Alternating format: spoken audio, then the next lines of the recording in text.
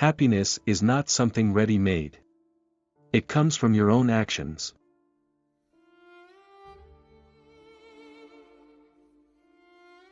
Our prime purpose in this life is to help others. And if you can't help them, at least don't hurt them.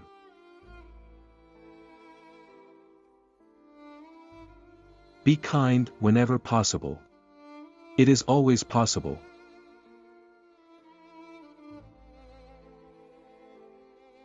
Love and compassion are necessities, not luxuries. Without them humanity cannot survive. My religion is very simple. My religion is kindness. Old friends pass away, new friends appear. It is just like the days. An old day passes, a new day arrives. The important thing is to make it meaningful, a meaningful friend, or a meaningful day.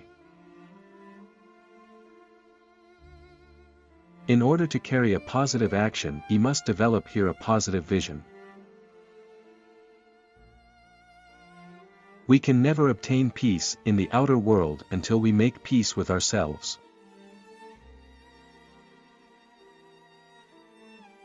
If you want others to be happy, practice compassion.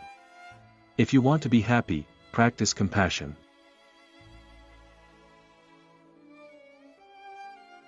This is my simple religion.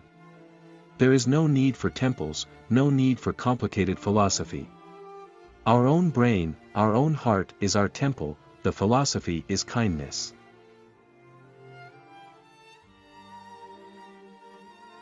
The roots of all goodness lie in the soil of appreciation for goodness.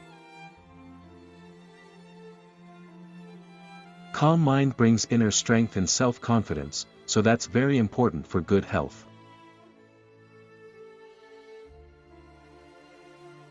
I find hope in the darkest of days, and focus in the brightest. I do not judge the universe.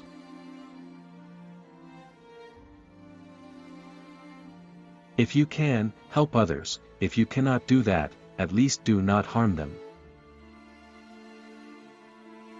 In the practice of tolerance, one's enemy is the best teacher. It is very important to generate a good attitude, a good heart, as much as possible. From this, happiness in both the short term and the long term for both yourself and others will come. A lack of transparency results in distrust and a deep sense of insecurity.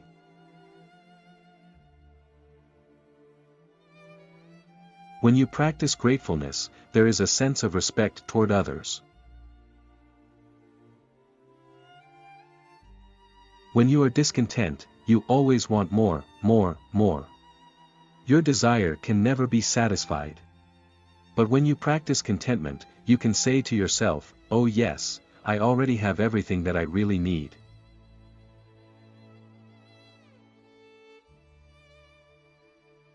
There is no need for temples, no need for complicated philosophies. My brain and my heart are my temples, my philosophy is kindness.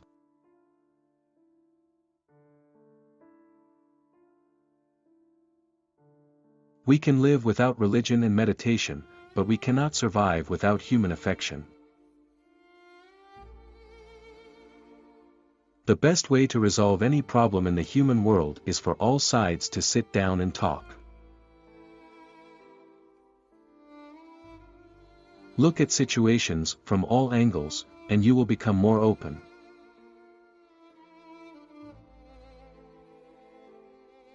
Too much self-centered attitude, brings isolation. Result, loneliness, fear, anger. The extreme self-centered attitude is the source of suffering. With realization of one's own potential and self-confidence in one's ability, one can build a better world. Whether one believes in a religion or not, and whether one believes in rebirth or not, there isn't anyone who doesn't appreciate kindness and compassion. Home is where you feel at home and are treated well. More compassionate mind, more sense of concern for others' well-being, is source of happiness.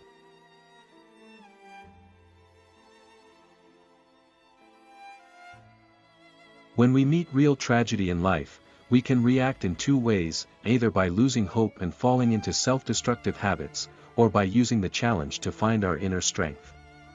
Thanks to the teachings of Buddha, I have been able to take this second way. I am just one human being.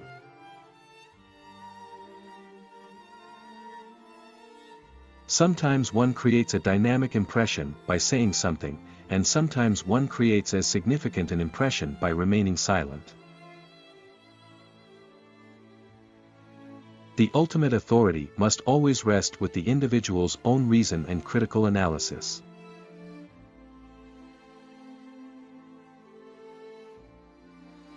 Today, more than ever before, life must be characterized by a sense of universal responsibility, not only nation to nation and human to human, but also human to other forms of life.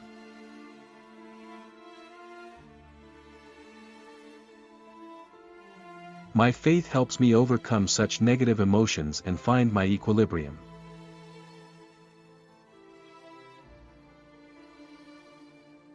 We all have to live together, so we might as well live together happily. All major religious traditions carry basically the same message, that is love, compassion and forgiveness. The important thing is they should be part of our daily lives.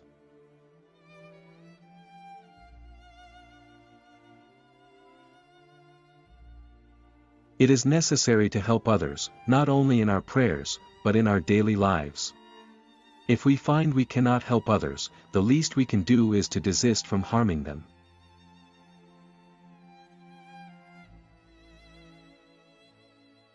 In order to become prosperous, a person must initially work very hard, so he or she has to sacrifice a lot of leisure time.